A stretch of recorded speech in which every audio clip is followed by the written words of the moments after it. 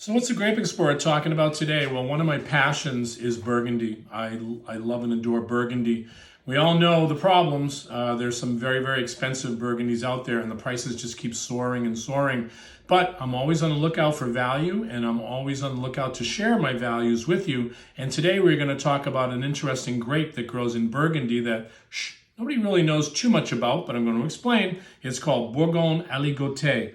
And Aligote is the second largest planted grape next to Chardonnay in Burgundy. There's only 3 grapes are allowed. You also have some Pinot Blanc there, very, very small amounts of Pinot Blanc. But Aligote has an interesting history.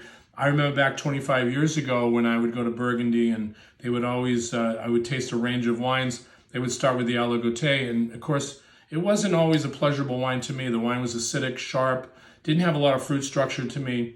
I would say, you know, it's nice wine. And back in those days, even 30 years ago, they used to make what was called a Kir Royale. What is that? Well, they would pour, you know, a glass of Aligote in your glass, pour some cassis or framboise from Dijon, and you would make a nice Kir as an aperitif because they just felt that, you know, Aligote wasn't a wine that could stand on its own. Okay, coming here, 2023, now this is a wine to pay attention to because a lot of the Burgundy producers are really saying, well, our values are Bourgogne Aligote. We're going to show you on a map right here, and this is an area right over onto the Côte de Chalonnaise. And when I talk about the Côte de Chalonnaise, which is right here, and you see on this map, we can go all the way to the top, and it's called Bouzeron Aligote. And this is a producer, Paul Pilot, which also is in Chassagne-Montrachet. So Paul does, they do an interesting, Paul Pilot does an interesting thing. They take some parcels of old vine Aligote from Chassagne, and they also blend it into some parcels that they have in the Côte de Chalonnaise to create what is called this Aligote.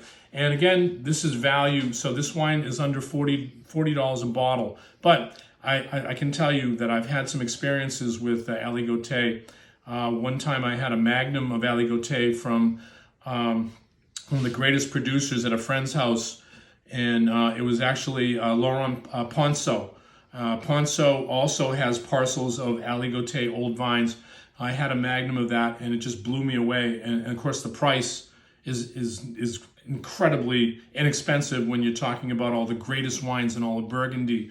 So this is a wine that I think that people should pay attention to. You're not going to find it on a lot of retailer shelves, but you will find it with some very, very smart retail people who know Aligote is a wine that we need to educate people on. Of course, everybody doesn't know the grapes, so but with all the technology, you got global warming now, you're getting a lot more ripeness, a lot more structure in the wines. These are terrific values that I think that everybody should search out.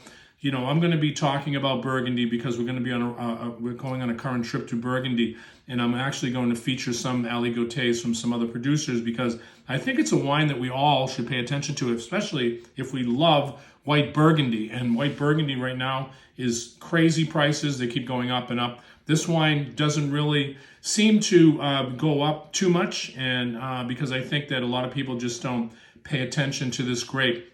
Again, this is the Grape Explorer talking about really, really classic Burgundy.